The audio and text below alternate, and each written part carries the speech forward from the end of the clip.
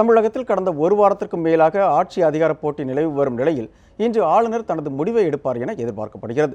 இது குறித்து ஆளுநர் மாளிகை முன்பு இருக்கும் நமது செய்தியாளர் சஞ்சீவிடம் கேட்கலாம். வணக்கம் சஞ்சீவி, பெரும்பான்மை நிரூபிக்க எடப்பாடி பழனிசாமி ஆளுநர் இன்று அழைக்கலாம் என்று கூறப்படுகிறது.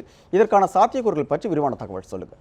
நிச்சயமாக சிவா, இன்றைய தினத்தை பொறுத்தவரை ஆளுநர் தன்னுடைய இறுதி முடிவை அறிவிக்கலாம் என்று எதிர்பார்க்கப்படுகிறது. ஏனென்றால் இதற்கு மேல் தாமதம் செய்வதற்கான அவசியமும் இல்லை, காரணமும் இல்லை. அதனால் கண்டிப்பாக இன்று ஆளுநர் மாளிகையிலிருந்து கண்டிப்பாக இறுதிக்கட்ட முடிவு எடுக்கப்படும் என்று கூறப்பட்டுள்ளது. குறிப்பாக இதுவரை இரண்டு தரப்புகளும், குறிப்பாக ஓபிஎஸ் தரப்பு அதே போல சசிகலா தரப்பு, அதாவது இப்பொழுது எடப்பாடி பழனிசாமி தரப்பிலிருந்து ஒட்டுமொத்தமாக தலா 3 சந்திப்புகள் நடைபெற்றுள்ளது. குறிப்பாக ஓபிஎஸ் தரப்பிலிருந்து 4 முறை ஆளுநர் சந்தித்து அவர்கள் கோரிக்கையை முன்வைத்துள்ளனர். அதனால் இந்த விஷயத்தை பொறுத்தவரை பார்த்தோம்னால் தமிழக பொறுப்பு ஆளுநர் வித்யாசாகர் ராவ் சென்னைக்கு தமிழகத்திற்கு இன்று முதல் ஒரு வாரமாகிறது. அதனால் கண்டிப்பாக இன்று இறுதிக்கட்டமாக ஒரு முடிவு அறிவிக்கப்படும் என்று எதிர்பார்க்கப்படுகிறது. இந்நிலையில் நேற்றைய தினம் இரவு கூட ஓபிஎஸ் தரப்பு அதே போல எடப்பாடி பழனிசாமி தரப்பில் சந்திப்பு நடைபெற்றது. நேற்று இரவு முதல் முறையாக எடப்பாடி பழனிசாமி உள்ளிட்ட மூத்த அமைச்சர்கள் ஆளுநர் சந்தித்தனர்.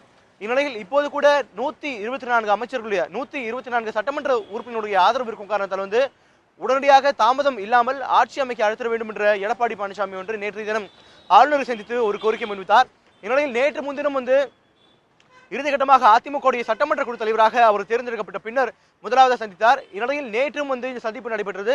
குறிப்பாக தற்போது 124 சட்டமன்ற உறுப்பினர்கள், அதாவது ஓபிஎஸ் பக்கம் இருக்கக்கூடிய 11 சட்டமன்ற உறுப்பினர்கள் நீங்காமல் இல்லாமல் இந்த பக்கம் மற்றொரு பக்கம் ஓபிஎஸ் எடப்பாடி பழனிசாமி பக்கம் தற்போது 124 சட்டமன்ற உறுப்பினர்கள் இருக்கக்கூடிய காரணத்தால் உடனடியாக கவர்னர் ஆட்சி அமைக்க அழைத்திட வேண்டும், உரிமை கோர வேண்டும் என்ற கோரிக்கை நேற்றைய தினம் எடப்பாடி தரப்பில் கவர்னரை சந்தித்து வைக்கப்பட்டது.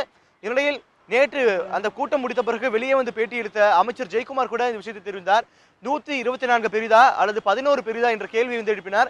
அதனால் கண்டிப்பாக அமைச்சர், அதாவது ஆளுநர் அவர்கள் இன்று ஆட்சி அமைக்க அழைப்பார் என்ற ஒரு நம்பிக்கை உள்ளதாக எடப்பாடி பக்கம் இன்று நம்பப்படுகிறது. இதே போல இன்றைய தினம் கூட பொறுத்தமென்றால் இன்று காலை செங்கோட்டையின் கூட பேட்டி அளிக்கும் போது இந்த விஷயத்தை தெரிவித்தார்.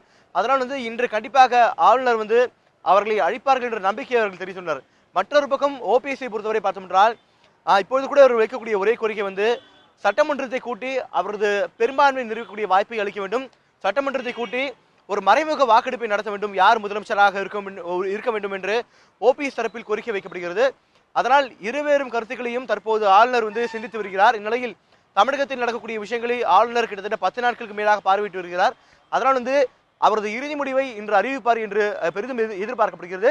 தாமதம் செய்யும் பட்சத்தில் தமிழகத்தில் இருக்கக்கூடிய அரசியல் சூழல் மேலும் குழப்பமாக இருக்கும் என்றும் அரசியல் விமர்சகர்கள் சார்பாக கூறப்படுகிறது. அதனால் கண்டிப்பாக ஆளுநர் அவர்கள் இன்று இறுதி முடிவை அறிவிப்பார் என்று எதிர்பார்க்கப்படுகிறது. ஒன்று ஓபிஎஸ் பக்கம் வைக்கக்கூடிய கோரிக்கை என்னவென்றால், அதாவது சட்டமன்ற உறுப்பினர்கள் அனைவரும் தற்போது விடுதலையில் அடைக்கப்பட்டுள்ளனர், வற்புறுத்தி அங்கே உள்ளனர். அதனால் சட்டமன்றத்தை கூட்டி அவர்களது பெரும்பான்மை நிரூபிப்பதற்கான வாய்ப்பை தர வேண்டும். அதனால் சட்டமன்றத்தை கூட்டி உள்ளே ஒரு மறைமுக வாக்கெடுப்பை நடக்க வேண்டும் என்று ஓபிஎஸ் தரப்பில் கோரிக்கை வைக்கப்பட்டுள்ளது.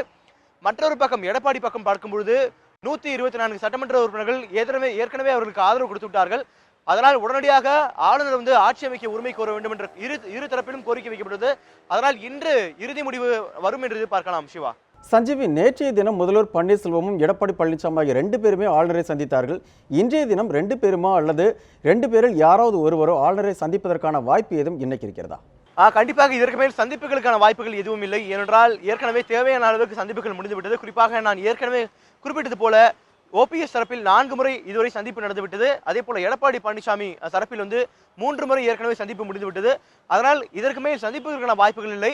ஒருவேளை இன்றும் அறிவிப்பு வரவில்லை என்றால், இன்றும் தாமதமானால் மாலைக்கு மேல் சந்திப்பதற்கான வாய்ப்புகள் உள்ளது. குறிப்பாக எடப்பாடி பழனிசாமி சார்பாக ஆளுநரை சந்திப்பதற்கான வாய்ப்புகள் உள்ளதாக கூறப்படுகிறது. அதனால் இன்று கண்டிப்பாக ஆளுநர் தரப்பில் ஏதேனும் ஒரு முடிவு எடுக்கப்படும் என்று எதிர்பார்க்கப்படுகிறது.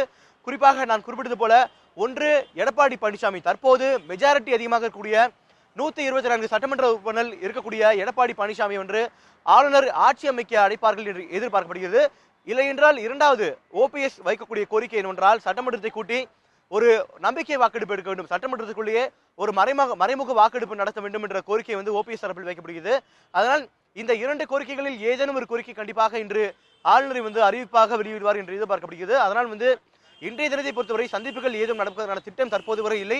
ஒருவேளை மாலை வரை எதுவும் வரவில்லை என்றால் எடப்பாடி தரப்பில் மீண்டும் கவர்னரை சந்திப்பதற்கான வாய்ப்புகள் உள்ளது. சிவா, சஞ்சீவி, தமிழகத்தின் தற்போது நிலவரம் தொடர்பான விரிவான தகவல் அளித்ததற்காக நன்றி சஞ்சீவி. Thank you.